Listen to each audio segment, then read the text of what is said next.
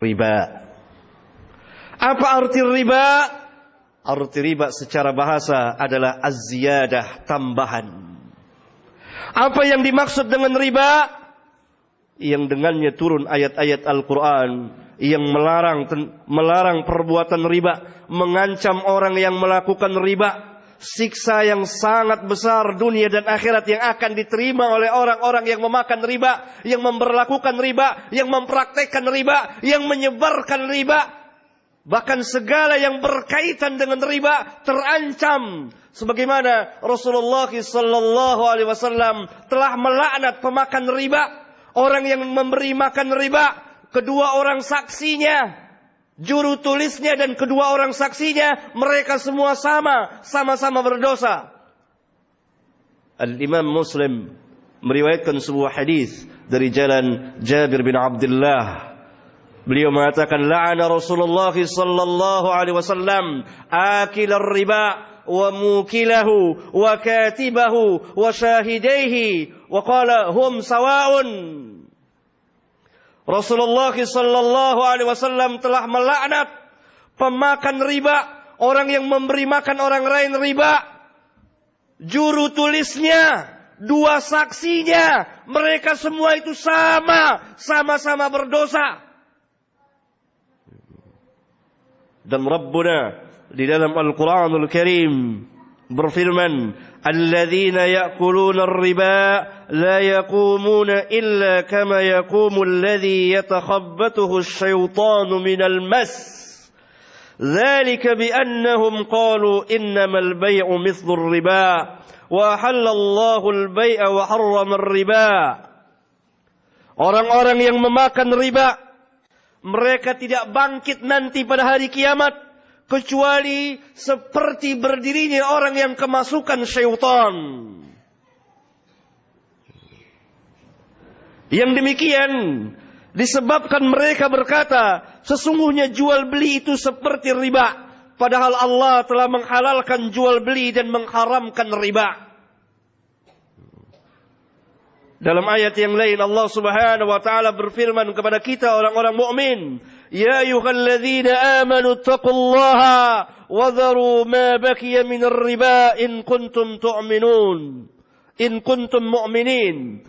Wahai orang-orang yang beriman, bertakwalah kepada Allah dan tinggalkan segala sisa-sisa riba in kuntum mu'minin, jika memang kamu orang-orang mukmin. Apa yang dimaksud dengan riba? Riba apa yang dipraktekkan oleh orang-orang jahiliyah pada zaman turunnya wahyu ketika Nabi yang mulia sallallahu alaihi wasallam berdakwah? Praktek riba macam apa yang dilakukan oleh mereka? Para ulama menjelaskan, riba sesuai dengan arti bahasa az-ziyadah, setiap tambahan. Orang-orang jahiliyah, riba yang mereka praktekkan adalah seperti ini. Apabila seseorang itu menghutang kepada kawannya, berhutang kepada kawannya, dan kawannya mempiutangkan kepada dia dalam tempo tertentu, misalnya 1 bulan atau 2 bulan atau setahun. Apabila jatuh temponya, waktunya, dan orang yang berhutang belum mampu membayar, maka yang mempiutangkan berkata kepadanya, aku beri tempo waktu lagi, tetapi dengan memberikan ziyadah tambahan, atau dengan bahasa keseharian kita, ada bunganya. Berarti riba yang dimaksud dalam Al-Quran, yaitu riba an-nasi'ah, riba dalam hutang piutang, pinjam meminjam. Setiap pinjaman yang ada kelebihannya, dengan syarat ada kelebihannya, berapapun besarnya, maka itu riba yang diharamkan dalam Al-Quran dan sunnah Nabi-Nya sallallahu alaihi wasallam, yang diharamkan oleh Islam. Setelah kita mengetahui bahwa arti riba yang dipraktekkan oleh orang-orang jahiliyah dalam masalah hutang piutang, setiap hutang ada kelebihan, ada bunganya, maka apa perbedaannya dengan bank-bank yang ada sekarang ini di dunia ini? Aqulu qawli hadza wa astaghfirullah li wa lakum.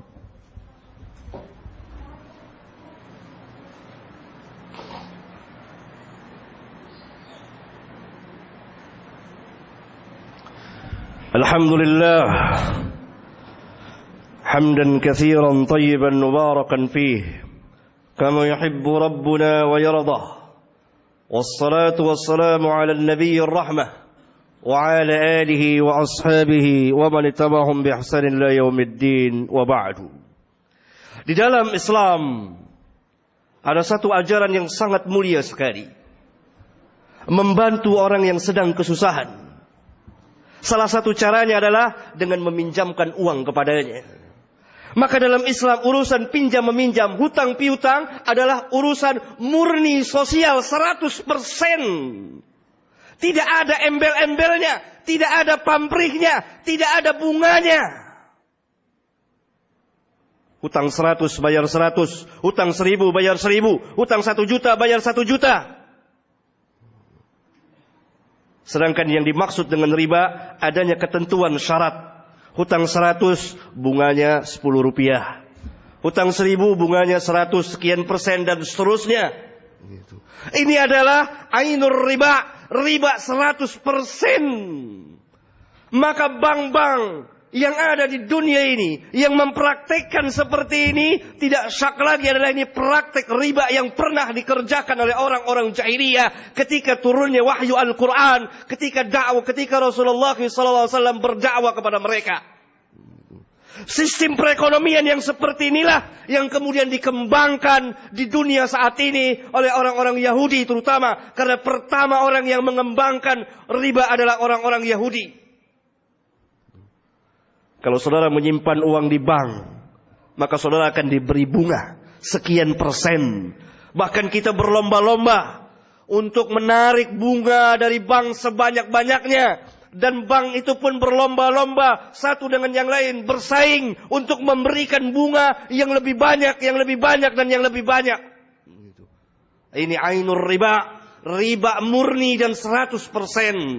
Kalau kita ambil bunganya, berarti kita makan riba dan terkena ayat yang mulia ini. Dan terlaknat berdasarkan sabda Nabi kita sallallahu alaihi wasallam. Oleh karena itu menyimpan uang di bank dengan mengambil bunganya berarti kita memakan riba. Kalau tidak memakan bunganya berarti kita telah membantu kelangsungan praktek riba jahiliyah. Sedangkan kita tidak boleh membantu sesuatu perbuatan maksiat sebagaimana Rabbuna katakan, wala ta'awanu 'alal itsmi wal 'udwan. Jangan kamu saling tolong-menolong dalam berbuat dosa dan permusuhan.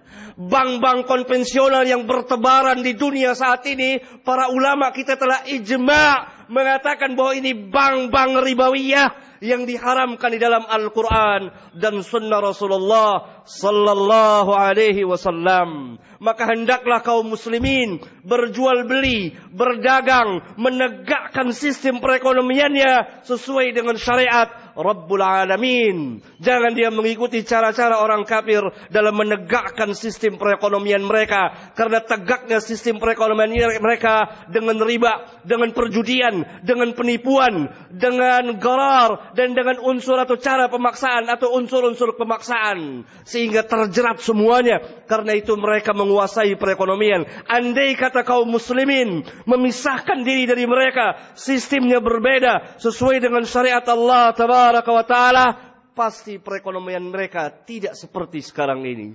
Mudah-mudahan khutbah yang singkat ini bermanfaat bagi khatib dan jemaah.